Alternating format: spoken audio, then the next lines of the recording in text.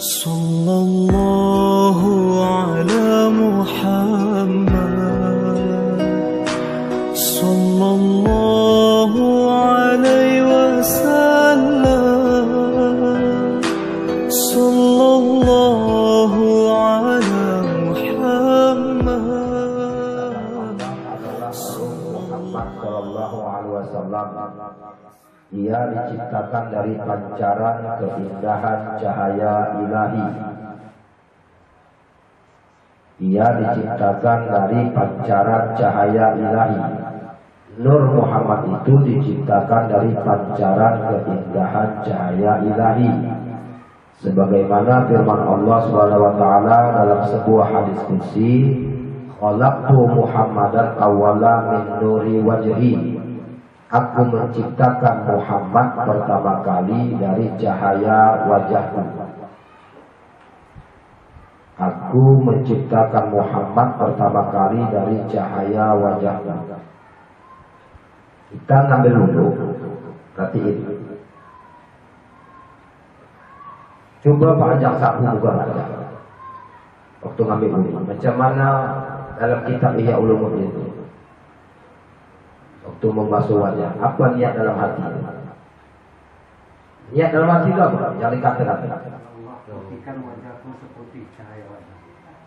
Bukan wajahmu, bukan wajah Allah, bukan. Ya Allah, putihkan wajahku seperti putihnya cahaya. Coba praktek. Praktek. Kita ini mengaji harus praktek, dapat. Ya Allah, putihkan wajahku. Siapa yang membasuh muka kita? Yang membasuh muka kita ini siapa? Bukan kita. Allah yang mengusapkan wajah kita di hadis suatu ini. Kalau tidak ada kudrat iradat Allah bisa. Ketemu ilmu itu.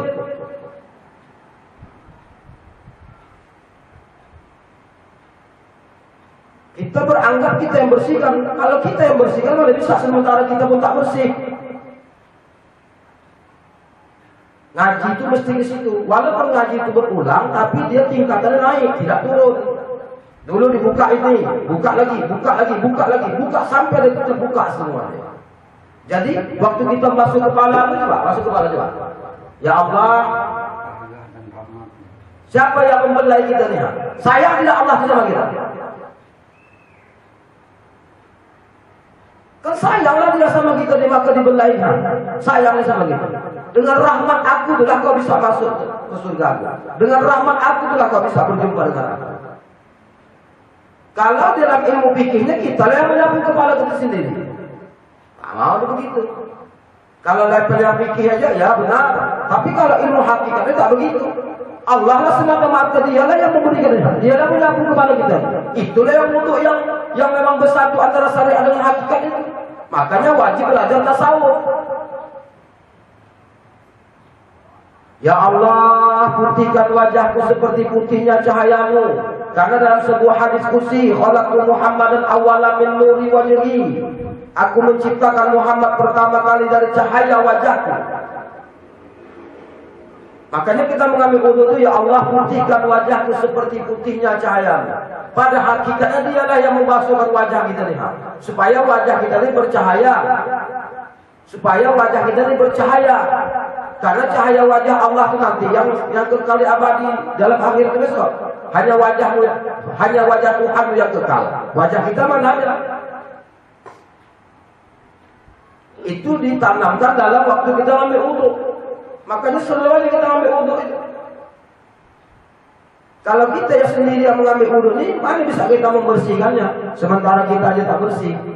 Tapi yang maha bersih itulah, yang maha suci itulah mensucikan kita. Dibelainya kepala kita. Ini kan rukun mengambil wudhu ini, waktu menyapu kepala ini kan rukun nih. Berapa rukun wudhu? 6. Pertama niat, jangan putus niat. Tak boleh ngomong dalam mengambil wudhu. Ya Allah, putihkan wajahku seperti putihnya cahaya. Kalau mau bercahaya lah wajah itu besok. Dunia akhirat, dunia bercahaya, akhirat juga bercahaya. Waktu kita menyapu kepala, dia yang membelai. Maka sifat sayang itu kalau kita dikasih. Kita sapu. Kalau ngambil fikihnya, betul tangan kita inilah yang menyapu kalau kita sapu. Kita yang menyapu. Tapi kalau tidak ada kudrat iradat Allah, ada kudrat Allah dulu pada diri manusia. Pasti ada. Kudrat siapa itu? Kudrat Allah. Apa arti kudrat? Kuasa Allah. Iradat Allah. Apa arti iradat? Kehendak. Dikehendaki Allah kita. Allah yang menghendaki kita. Kalau kita yang berkehendak tak jadi. Tapi kalau Allah berkehendak,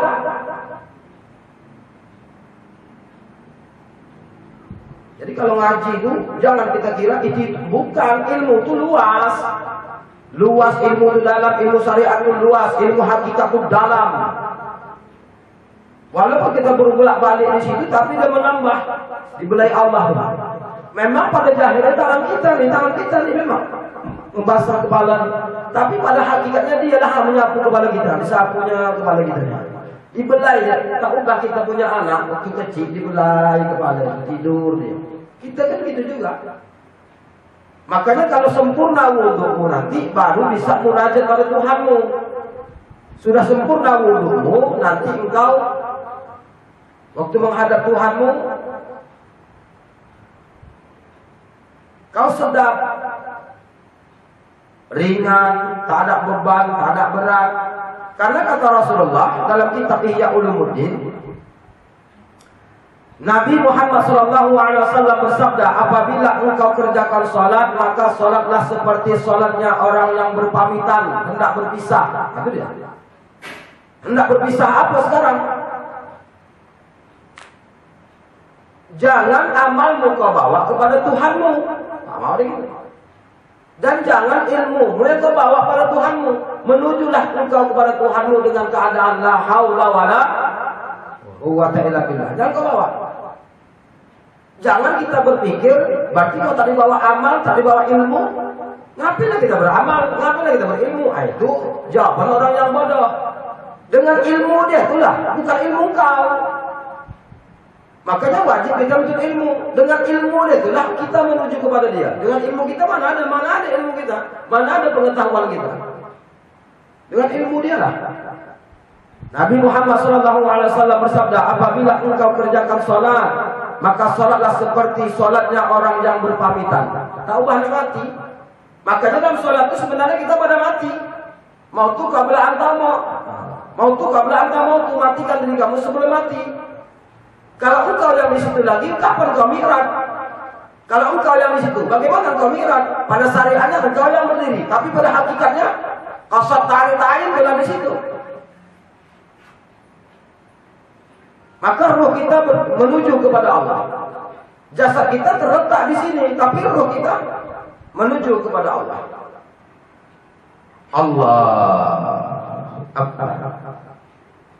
Nabi Muhammad SAW bersabda, apabila engkau kerjakan salat, maka salatlah seperti salat yang berpamitan, hendak berpisah, yakni berpisah dengan dirinya dan hawa nafsunya untuk menuju Tuhannya. Apabila engkau kerjakan salat, maka salatlah seperti salatnya orang yang berpamitan. Macam orang meninggal, tak izin aku yuk, tahu ada salahku, tahu tak dosa selama ini bersama kau, tak izin. Berpamitan. Barulah waktu sudah angkat takbiratul ihram, Allahu Akbar, baru masuk rukun yang pertama. Rukun yang kedua apa itu? Fatihah. Bismillahirrahmanirrahim. Maka Tuhan berkata, telah menyebut akan lagu oleh hambaku. Itu tingkat yang kedua. Kalau dalam tingkatan fikih, dalam ilmu syariat, Bismillahirrahmanirrahim, dengan nama Allah yang Maha Pengasih lagi Maha Penyayang. Tapi orang yang sudah bersalik menuju kepada Sang Khalik, dia makna Fatihah itu berlebar lagi. Bismillahirrahmanirrahim. Maka Allah Subhanahu wa taala berkata, telah menyebut akan lagu oleh hambaku. Telah menyebut akan lagu oleh hambaku.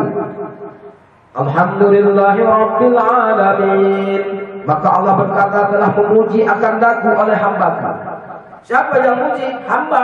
Karena hamba tadi sudah menyerahkan diri itu bulat-bulat kepada Allah. Tak ada kudratku, tak ada iradatku, tak ada ilmuku, tak ada hayatku, tak ada semua sifat makni.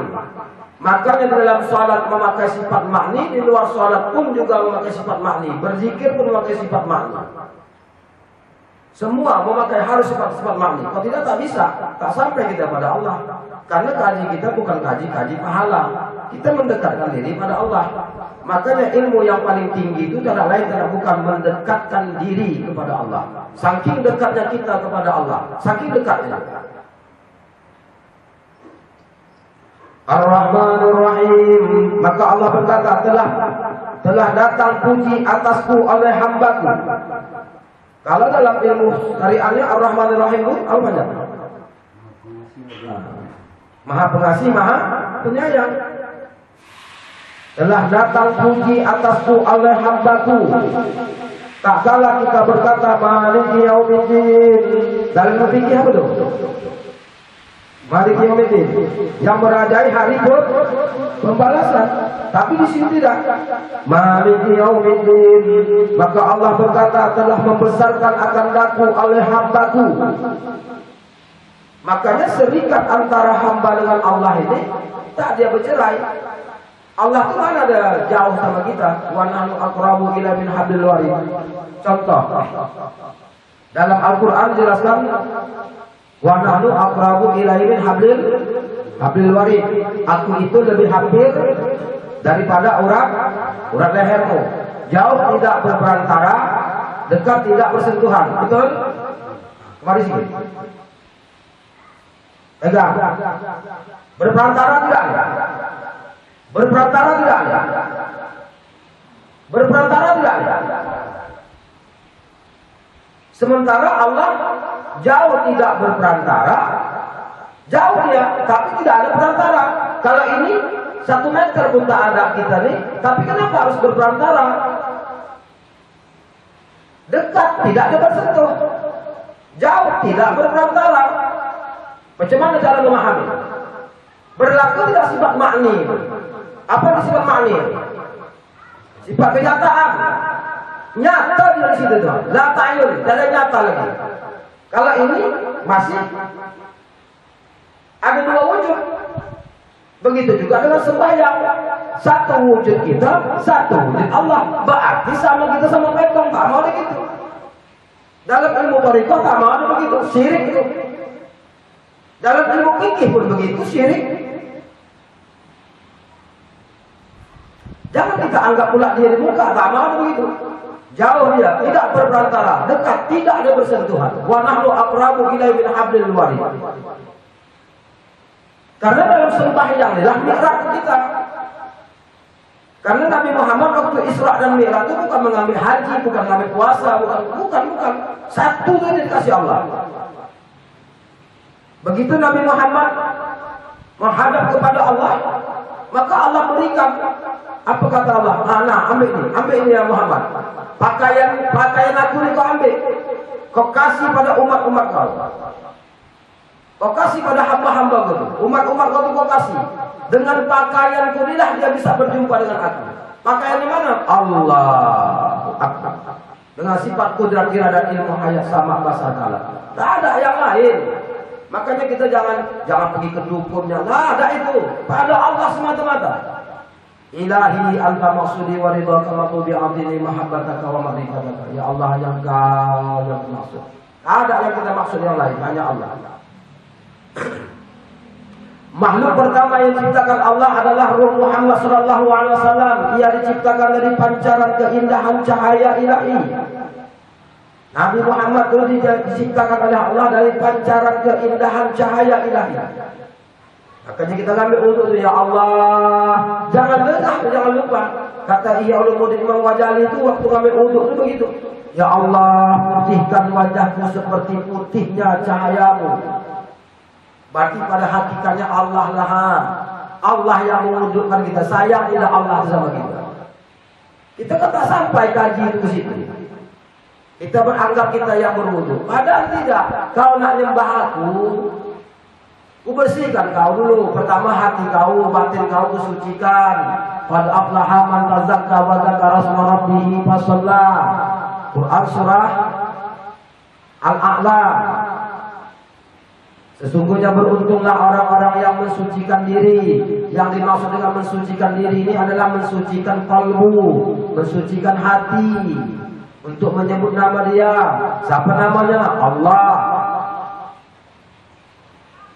Baru dia sembahyang, udah diingatnya, udah disebut nama Tuhan tadi, barulah dia sembahyang.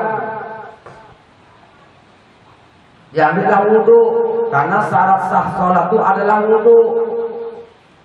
Kenapa wudhu itu wajib? Karena wudhu itu akan berjumpa dengan yang wajib. Siapa yang wajib dalam sholat itu dia. Di situ jalurnya. Kenapa hukumnya wudhu itu wajib?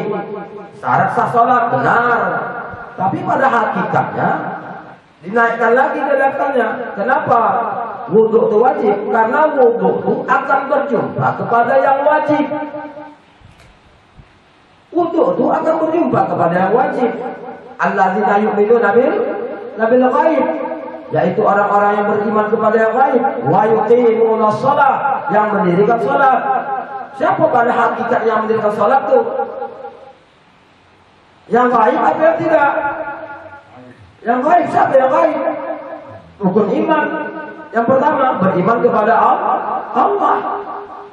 Makanya ada qasad ta'rif ta'yin dalam rukun qalbi. Maka dalam sembahyang itu rukun yang 13 dan rukun yang 3 rukun qalbi qauli fi'li itu dalam waktu mengangkat takbiratul ihram itu terangkat dari semuanya itu. Walaupun belum ada lagi rukuknya waktu sujudnya, betul. Bukan itunya. Tapi dalam qalbi qauli fi'li itu kan. Kenapa? Qalbi niat. Berarti terbit daripada hati. Qauli itu perkataan Allah. Karena wajib. Karena wajib dia menyebutkan takbiratul ihram. Bukan wajib mengangkat tangan. Mengangkat tangan ini hukumnya sunnah hayat. Tak dikenakan dia sujud sahwi. Fi'li perbuatan. Qauli, fi'li. Berdiri betul itu fi'li tidak? Fi'li. Berarti terangkat tidak dalam mengangkat takbiratul ihram. Nah, kalaulah dia terangkat dalam takbiratul ihram dalam rukun fi'li tadi itu, maka dalam rukun fi'li itu berdiri betul. Berdiri betul itu pada lahiriahnya kita yang berdiri. Pada hakikatnya, kalau tidak yang bersifat qiyamuhu ta'ala binafsi itu, berdiri Allah itu dengan sendirinya, mana bisa? Berarti yang mendirikan kita ke waktu sholat itu siapa? Allah. Didirikannya kita, dibangkitkannya kita. Cuma kita kadang tidak memandang ke situ, kita yang bangkit. Tak kita tilik, tak kita resapi. Makanya kata Rasulullah tadi, apabila engkau kerjakan sholat, maka sholatlah seperti sholatnya orang yang berpamitan. Anggap aja sholat isya yang terakhir buat kita. Mana tahu tak besok subuh tak bisa lagi kita sholat. Entah pula jam 9 itu kawan-kawan kita, saudara-saudara kita pula yang mensolatkan kita. Maka beruntunglah kita selagi kita bisa sholat di belakang imam, datanglah. Berkunjunglah, datangi masjid. Sebelum kita disolati di muka imam, biarlah ikutin. Orang tuh yang pikir itu begitu, ikutin aja, ikutin. Hal kita buat, asalkan Allah. Kita pulangkan sifat itu, bahwa saya sifat itu bukan sifat hati. Kudrat, iradat, ilmu, hayat, sama, basar, kalam. Kudrat Allah. Allahu Akbar. Maka dalam kitab Al-Fiqhul Islami Walilatu Karamasi Wabah Al-Juhaini, ketika imam mengangkat takbiratul ihram, maka makmum langsung takbiratul ihram. Kenapa? Karena mi'rajnya di situ. Asalkan Allahu Akbar. Makanya kalau udah muadzin qamat, qad qamatis shalah, qad qamatis shalah. Apa dia? Kan untuk mereka salat. Maka siapkan barisan. Allahu Akbar, Allahu Akbar, la ilaha illallah. Fullkan satu, penuhkan dia. Asalkan sudah nanti si imam itu juga belum lagi sempurna lagi makmum itu nanti berdiri rapat sah, imam itu juga jangan dulu mengangkat takbiratul ihram. Dia harus tengok dulu sawu suku kakum, saf lurus dan dirapatkan. Maka si imam waktu menimbulkan saus suku panggung itu dipandangnya sebelah kanan. Sempurna tidak sok tuh. Kanan sebelah kiri sempurna, barulah usolli fadu isya'i arba'a raka'atin. Ada al-imaman lillahi ta'ala. Allahu akbar. Asalkanlah Allahu akbar. Jatuhkan dia di situ. Allahu akbar. Wajib qalbu kan, angkat dari qalbu. Allahu akbar. Jangan dari bawah kau angkat, kau bawalah perut ini yang makan haram di sini, tai kau dalam ini, kamu di situ, karena hati yang bersih. Allah Akbar. Macam-macam itu dia lah. Ada yang ustaz-ustaz lain dari bawah, silakanlah. Nah, kalau kita beda, Allahu a'lam dengan yang lain. Kita juga tak menyalahkan yang lain. Ada juga orang yang ketika dia sudah ujung ibu jari ini di kupingnya, dia di sini waktu Allah. Kalau Buya Rusbi, dia di sini Allah. Kalau ayah guru tidak, dari kolbu dia. Kenapa? Saya mengambil jalur begitu. Kenapa? Karena kolbu dan bersih kan. Yang ditawajuhkan apa? Yang ditawajuhkan itu bukanlah kuping. Yang ditawajuhkan itu dalam kolbu. Maka saya berat condong ke situ dan saya ikut beliau. Karena beliau adalah guru saya. Saya ikut beliau. Allah. Secara akal benar. Secara Quran benar. Qad aflaha man tazakka wa zakara asma rabbih fasalla. Tapi saya juga, awas ya, saya tidak menyalahkan dengan yang lain. Kalau yang lain itu di bawah pusat, dari bawah perut menangkai takbirannya Allah, saya tak salahkan. Karena apa yang diajarkan guru itu kita ajarkan kepada jemaah-jemaah lagi. Karena dia juga pun memberikan itu mendapat petunjuk, bukan dengan nafsu. Karena sesuai dengan akal kita, dengan akal pikiran kita. Karena yang bersih itu adalah qalbu, jadi pandang oleh Allah. Karena sesuai dengan hadisnya juga, Nabi Muhammad SAW bersabda, apabila engkau kerjakan sholat, maka sholatlah seperti sholatnya orang yang berpamitan atau hendak berpisah, yakni berpisah dengan dirinya dan hawa nafsunya. Kalau nafsu kau kebawa kepada Tuhanmu, mau jadi alim, mau jadi ini, tak mau dan gitu. Makanya waktu roh kita menuju kepada Allah, jangan kau bawa ilmumu. Ilmu siapa kau bawa? Ilmu dia kau bawa. Karena pada diri kau itu, pada hakikatnya la haula wala quwwata illa billah, tiada daya dan upaya. Kau tinggalkan amalmu, kau tinggalkan nafsumu, kau tinggalkan ilmumu, menujulah engkau dengan aku, dengan apa adanya, dengan kekosongan dirimu. Arti kekosongan itu tidak ada yang kita bawa. Makanya juga waktu kita mengangkat takbiratul ihram itu anak istri semuanya jangan diangkat, jangan dibawa. Padahal anak bini itu kita suruh bawa sholat kan, tapi waktu mengangkat takbiratul ihram itu jangan dibawa. Arti jangan dibawa itu waktu mengangkat takbiratul ihram itu jangan dia ingat, karena juga dia itu adalah hijab bagi kita. Anak dan istri itu udah kita kaji guys malam Jumat malam Selasa semalam ya. Janganlah anak pinakmu, hartamu melalaikan kamu dengan aku, kata Allah. Wajib kita bawa anak istri, tapi dia di shop, ada shop, tapi bukan di waktu mengangkat takbiratul ihram. Takbiratul ihram itu pulangkan sifat kalam. Kalam dia yang berlaku, bukan kalam kita. Allah Akbar. Allah namaku, pengakuan dia, pengakuan Allah tadi. Jadi kalau sudah pengakuan Allah keluar dari situ, mana pengakuan kita di situ? Berarti pengakuan kita yang ada la haula wala quwwata illa billah. Itu dia. Katalah kita berkata iyyaka na'budu wa iyyaka nasta'in, maka Allah berkata inilah antaraku dengan hambaku.